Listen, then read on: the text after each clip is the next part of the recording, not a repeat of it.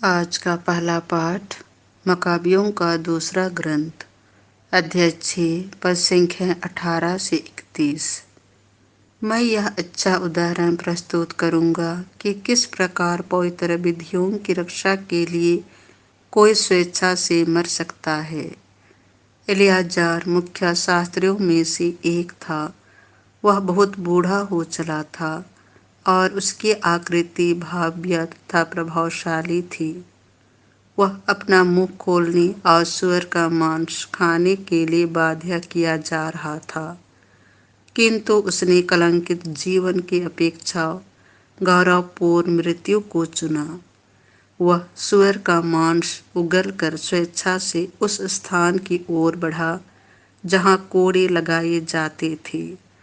ऐसा उन लोगों को करना चाहिए जिन्हें जीवन का मुंह छोड़कर वर्जित भोजन अस्वीकार करने का साहस है।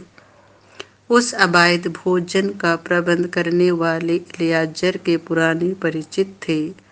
उन्होंने उसे अलग ले जाकर अनुरोध किया कि वह ऐसा मांस मंगवा कर खाए जो वर्जित नहीं है और जिसे उसने स्वयं पकाया है, और राजा के आदेश के अनुसार बलि का मांस खाने का स्वांग मात्र करे। इस प्रकार वह मृत्यु से बच सकेगा और पुरानी मित्रता के कारण उसके साथ अच्छा व्यवहार किया जाएगा।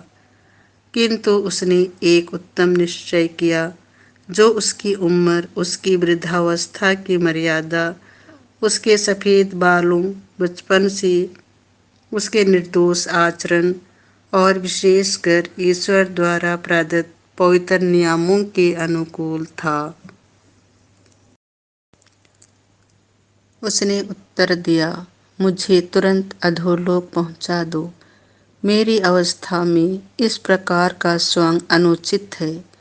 कहीं ऐसा ना हो कि बहुत से युवक यह समझे कि एलियाजर ने 90 बरस की उम्र में विदेशियों के रीति रिवाज अपनाए हैं। मेरे जीवन का बहुत कम समय रह गया है। यदि मैं उसे बचाने के लिए इस प्रकार का स्वांग करता तो वे शायद मेरे कारण भटक जाते और मेरी वृद्धावस्था पर दोष और कलंक लग जाता। यदि मैं इस प्रकार अभी मनुष्यों के दंड से बच जाता तो भी, चाहे जीवित रहूं अथवा मर जाऊं, मैं सर्वशक्तिमान के हाथ से नहीं छूट पाता। इसलिए यदि मैं अभी साहस के साथ अपना जीवन अर्पित करूंगा तो मैं अपनी वृद्धावस्था की प्रतिष्ठा बनाए रखूंगा और युवकों के लिए यह अच्छा उदाहरण प्रस्तुत करूंगा कि किस प्रकार पूज्य तथा पवित्र विधियों की रक्षा के लिए कोई स्वेच्छा से और आनंद के साथ मर सकता है। यह कहकर एलियाजर सीधे उस स्थान की ओर बढ़े जहां कोड़े लगाए जाते थे। जो पहले उनके साथ सहानुभूति दिखलाते थे, वे अब उसके साथ दुर्व्यवहार करने लगे, क्योंकि एलियाजर ने उनसे जो कहा था वह उन्हें मूर्खता ही लगी। कोड़ों की मार से मरते समय एलियाजर ने आह भरकर यह कहा, प्रभु सब कुछ जानता है। वह जानता है कि मैं मृत्यु से बच सकता था। मैं कोड़ों की मार से जो असह्य पीड़ा अपने शरीर में भोग रहा हूँ, उसे अपनी आत्मा से स्वेच्छा से स्वीकार करता हूँ, क्योंकि मैं उस पर श्रद्धा रखता हूँ। इस प्रकार वह मर गया और उसने मरते समय न केवल युवकों के लिए बल्कि राष्ट्र के अधिकांश लोगों के लिए साहस तथा धैर्य का आदर्श प्रस्तुत किया। यह प्रभु की वाणी है। संत लूकास के अनुसार पवित्र सुसमाचार, अध्याय 19, पद संख्या 1 से 10।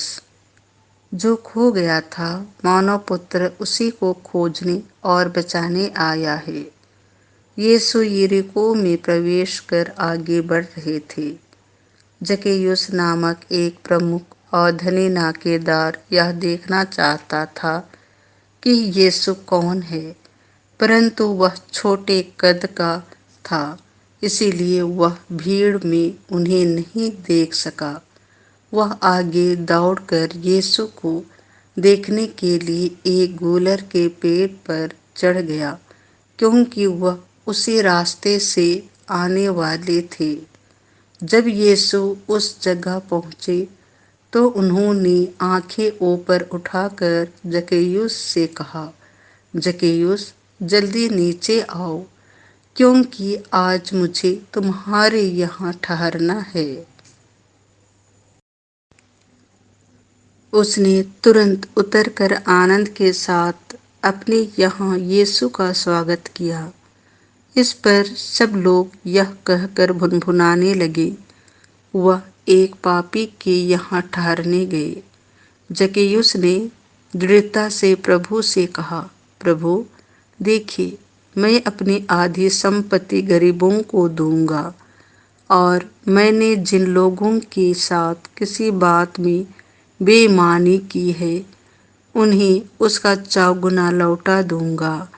यीशु ने उससे कहा, आज इस घर में मुक्ति का आगमन हुआ है, क्योंकि यह भी इब्राहिम का बेटा है।